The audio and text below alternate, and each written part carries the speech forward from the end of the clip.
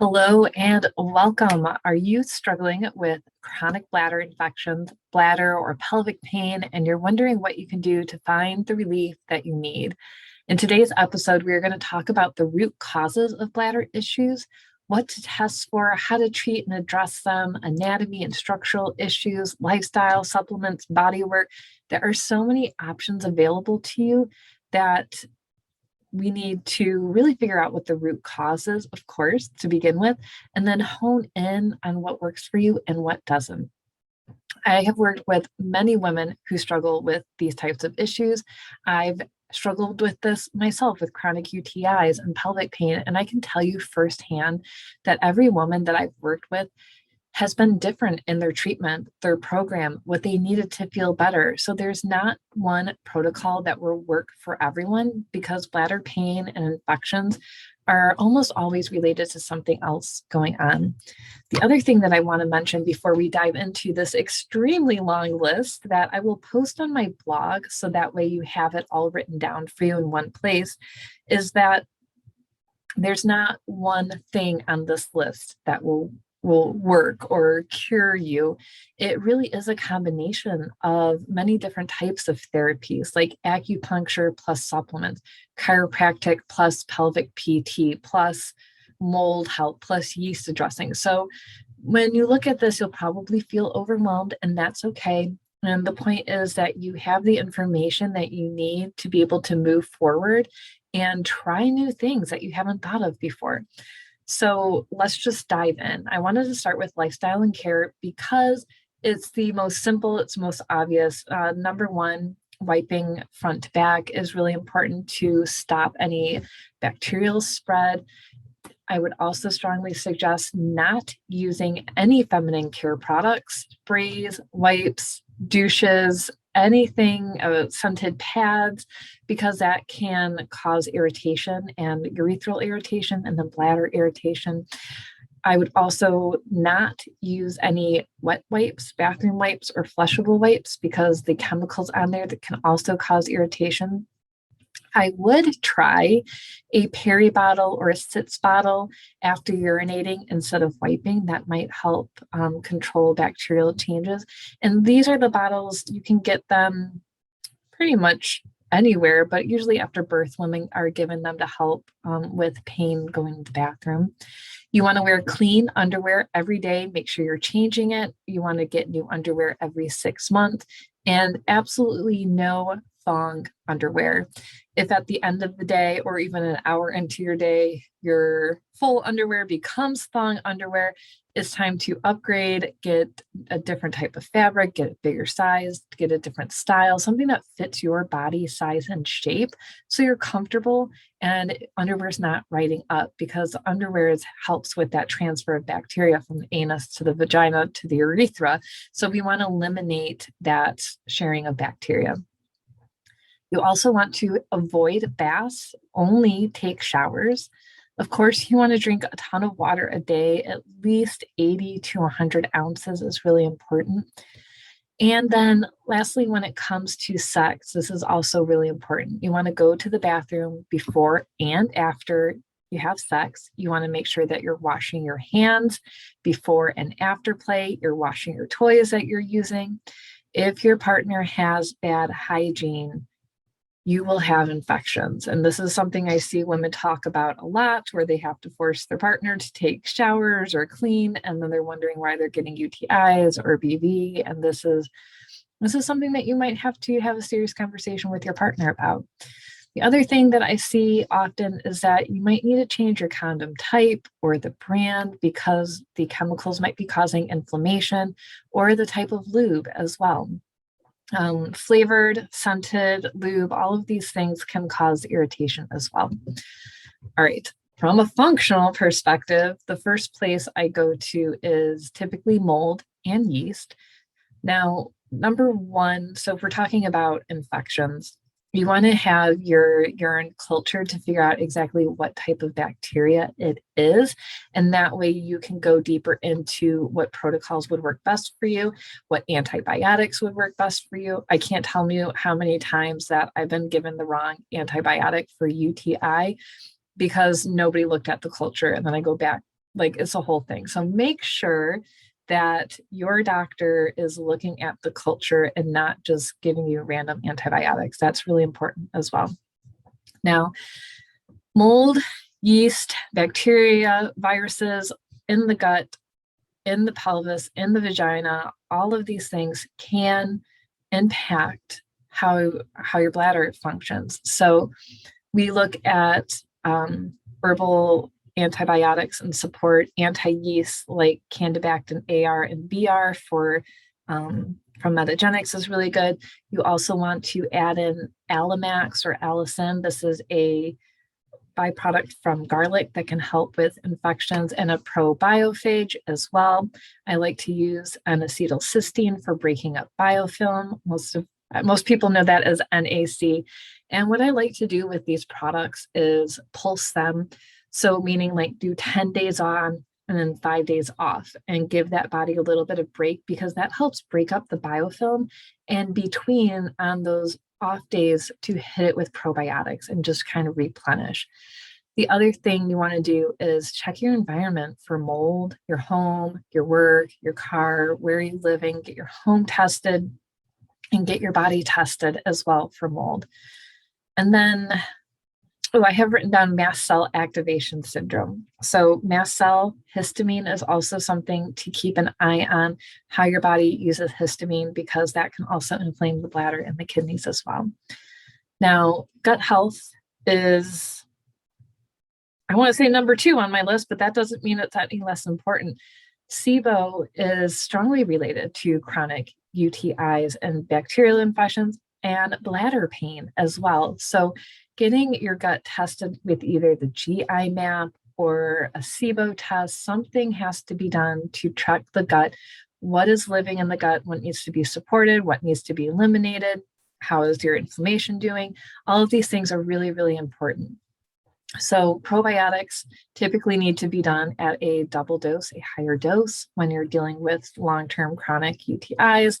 You would also want to introduce fermented foods, can be helpful, as long as it's not causing you any gut pain or bloating or issues, because if you have SIBO or reactions to these types of foods, you don't want to be eating them. So that's why I say this integrative lifestyle medicine is so personalized, because we can go down this list, but that doesn't mean everything is going to work for you. So take it slow, see how your body responds.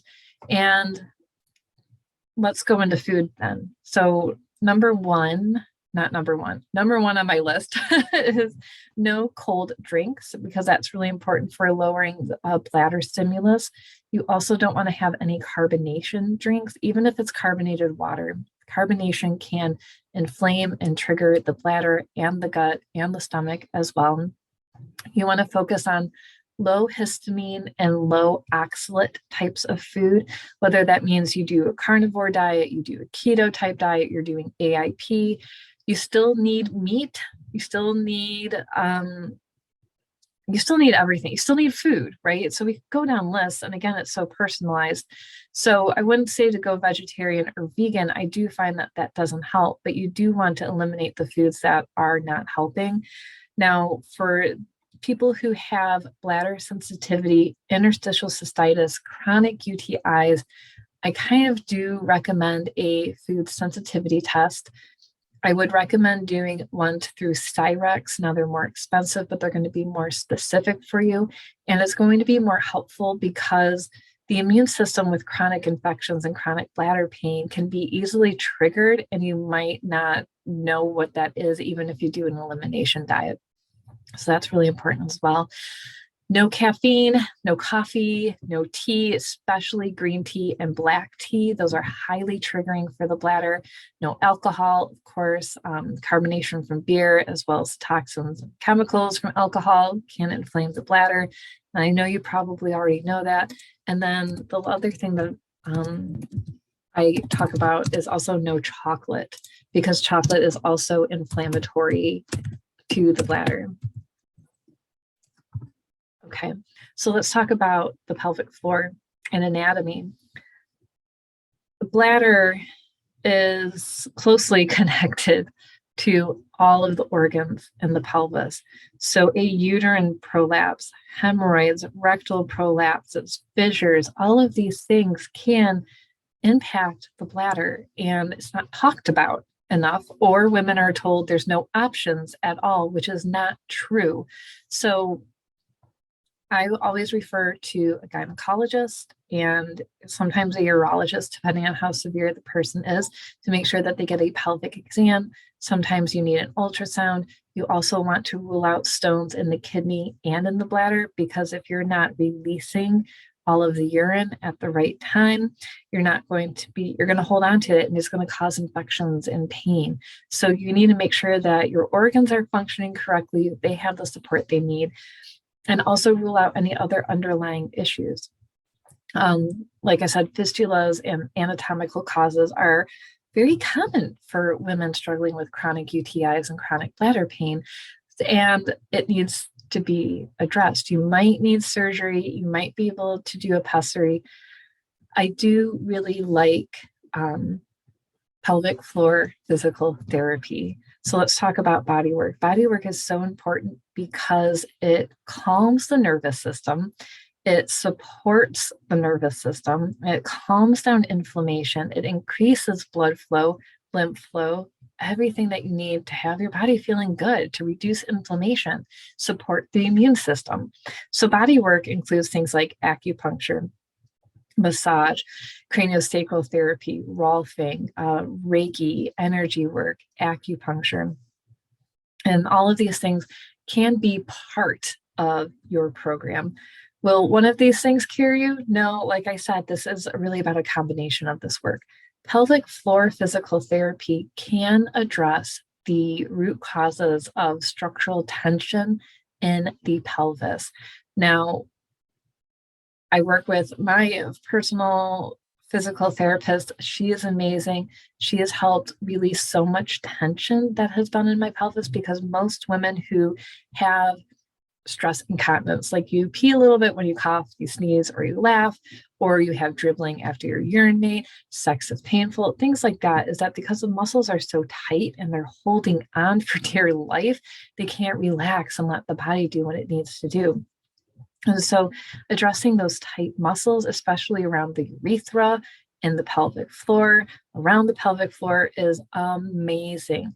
The other thing that she does is visceral work. So externally manipulating the organs to increase blood flow, lymphatic flow, support the organs, reduce tension, is also helpful for bladder pain, pelvic pain, gut inflammation. I could go on and on. I'm trying to get her on this podcast, but she's so super busy, which is so wonderful, because that means so many people are getting help. So hopefully we'll get her on soon. Okay. Now, specifically for bladder support, most people go right to D-mannose, and that's wonderful. That can be very helpful. You do need to double that dose and then cycle on for like 2 weeks on and then 4 days off. Some people are very sensitive to cranberry. Now, cranberry is great for reducing the bacteria in the urinary tract. However, some people are very sensitive to it. So you might try the D-mannose with the cranberry and without. The other thing I like to do for chronic infections is that colloidal silver, because it can help support the immune system that way. As far as other testing things that you can do, I do like to test for the parathyroid hormone, because it can tell us what's going on with calcium and deposits, especially if you're someone who struggles with chronic kidney stones, gallbladder stones, maybe frozen shoulder, vulvodynia. There's lots of things where calcium can get stuck in the body, and this includes the bladder. So this might be a way to kind of dive into that area of your life as well. Hormones, goodness, I told you this was a long list, and we still got a little bit more to go. Hormones are play an incredible part in bladder health. There's no way around it, because estrogen, progesterone, and testosterone support healthy vaginal tissue, healthy bladder tissue, healthy pelvic floors. So sometimes low dose estradiol suppositories can be helpful, but of course you want to get your hormones tested before you do this to make sure they're the root cause of what's going on. If you are postmenopausal, you definitely want to have these checked because this is a major part of vaginal dryness, pain with sex, tearing, bleeding, all of these things. So make sure you get your hormones tested before you do these things and just assume that, oh, it must be my hormones. That's why I'm having these problems, because it might not be. So get your hormones tested before you get either a suppository or a cream, but definitely keep it in mind as you go through your treatment program. Stress management is also incredibly important because stress flares up the immune system and the immune system can start attacking different parts of your body. So vagus nerve exercises like gagging, gargling, enema, singing, things like that can help calm down the body, calm down inflammation. You want to do adrenal gland support to help manage stress from a cortisol and a physiological perspective, and then also look at that HP axis, the hypothalamus and pituitary, to make sure the brain is functioning, stress is managed. That also affects hormones and thyroid and everything else, of course, right? Everything is connected. So that is important for stress management, meditation, all of those good things that we know we need to be doing. Start adding to our list, right? Because you need one more thing to do. Okay. The other thing that I like to refer out for is ozone, bladder insufflation. You can get support, prescription support for the bladder. I do not do this, but I do refer out to it. You can also do bladder installations with like lidocaine, heparin, things like that to make sure that the bladder is being able to calm down if you can't get it done with lifestyle nutritional support. Laser treatments are also very helpful. And again, and just in combination with all of these things. And lastly, if you have been dealing with this for a long time, you're not getting any help, maybe you feel like you have a chronic bladder infection, but your cultures are coming back negative, you might have interstitial cystitis. And IC is an autoimmune condition that attacks the bladder. It's incredibly painful, very, very difficult to live with. It can be managed and can be supported. I've worked with a wide variety of women who struggle with this issue. Some people do really well with just modifying their diet. Like nobody told them to stop eating junk food and soda and chocolate and coffee, and cutting those things out of their diet dramatically improved their cystitis and pain. Other women had to go through mold testing, toxin testing, vitamin nutritional testing. So there's a wide variety of treatments and support for IC, so don't feel like you're alone. And if it is IC, then you go through an autoimmune protocol rather than like a bladder protection protocol or an infection protocol, if that makes sense.